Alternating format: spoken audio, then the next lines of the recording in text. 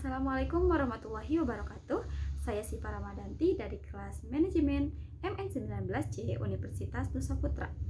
Adapun tujuan dari pembuatan video kali ini adalah untuk memenuhi salah satu tugas dari mata kuliah Akuntansi Manajemen yang diampu oleh Bapak Dr. Gustian Juanda.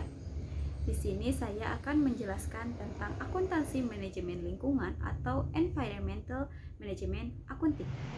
Baik, kita mulai saja pembahasan mengenai akuntansi manajemen lingkungan atau environmental management accounting.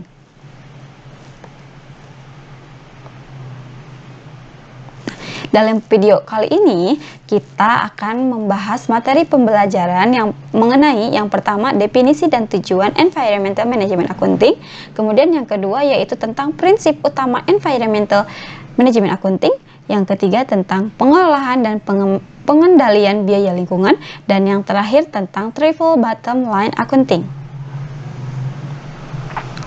Kita masuk ke pembahasan yang pertama yaitu mengenai definisi dan tujuan Environmental Management Accounting. Menurut Arfan Iksan 2008, Environmental Management Accounting merupakan identifikasi, pengukuran, dan alokasi biaya-biaya lingkungan hidup dan pengintegrasian biaya-biaya ke dalam pengambilan keputusan usaha serta mengkomunikasikan kepada para stakeholder perusahaan. Lalu menurut IFAC 2005, merupakan pengelolaan lingkungan sekaligus kinerja ekonomi organisasi melalui pengembangan dan implementasi sistem dan praktik akuntansi yang sesuai dengan kebutuhan perusahaan tersebut. Nah, jadi environmental management accounting secara garis besar adalah istilah yang berkaitan dengan dimasukkannya biaya lingkungan atau environmental cost ke dalam praktik akuntansi perusahaan atau lembaga pemerintahan sebagai dampak baik moneter maupun non-moneter yang harus ditanggung perusahaan. Nah, kemudian tujuan environmental management accounting adalah sebagai yang pertama, menghilangkan kesenjangan informasi karena tidak teridentifikasinya biaya dan kerusakan lingkungan. Kemudian yang kedua, membantu perusahaan meningkatkan kinerja lingkungan, kinerja keuangan, dan pengungkapan informasi lingkungan. Yang ketiga, yaitu berperan penting bagi perusahaan untuk fokus pada produk bersih, manajemen rantai pasokan, produk hijau, atau sistem pengolahan lingkungan yang baik.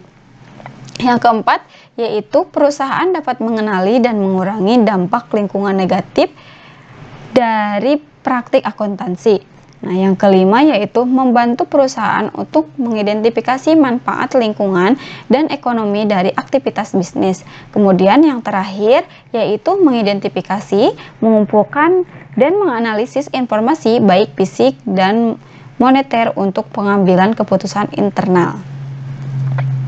Nah, kita masuk ke pembahasan yang kedua yaitu tentang prinsip utama environmental management accounting. Prinsip yang pertama yaitu kepatuhan atau compliance. Dalam hal ini, akuntansi manajemen lingkungan harus dapat memberikan informasi mengenai kepatuhan perusahaan terhadap peraturan-peraturan yang terkait dengan lingkungan, baik yang dibuat sendiri oleh perusahaan maupun yang dibuat oleh pemerintah.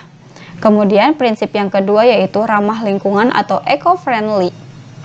Dalam hal ini, akuntansi manajemen lingkungan harus dapat melakukan pengawasan terhadap efisiensi penggunaan SDA dan sumber daya energi lain, dampak terhadap lingkungan, dan biaya-biaya yang dikeluarkan oleh perusahaan. Nah, yang terakhir yaitu posisi strategis.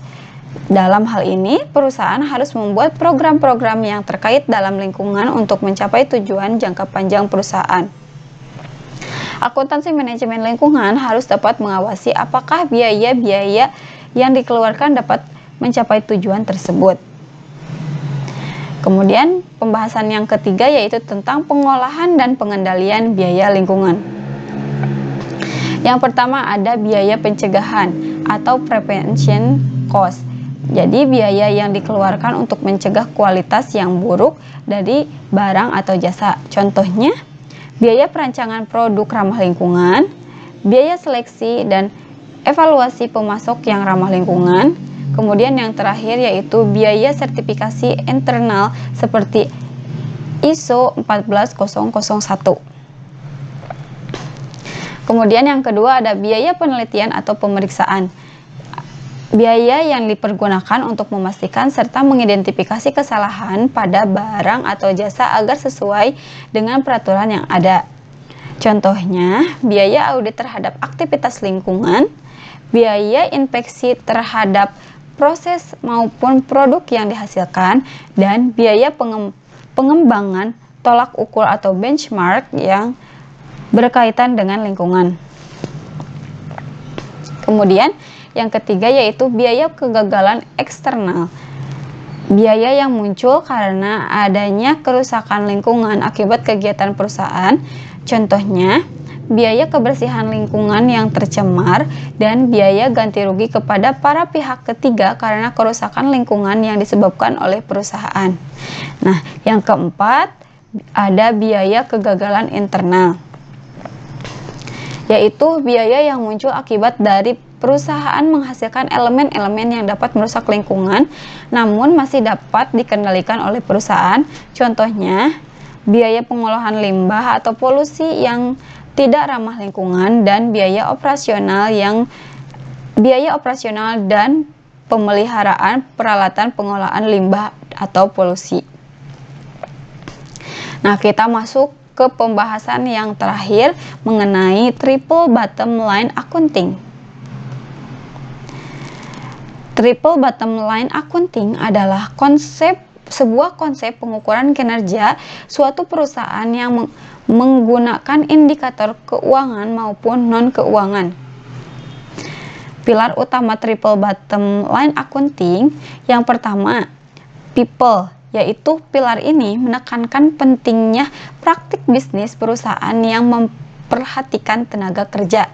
Kemudian yang kedua yaitu planet, yaitu pilar ini berkaitan dengan pengolahan sumber daya yang dimiliki perusahaan dengan baik terutama SDA. Nah, kemudian yang terakhir yaitu profit, yaitu pilar ini tidak hanya sekedar mencari keuntungan saja, namun dapat menciptakan bisnis yang adil dan beretika.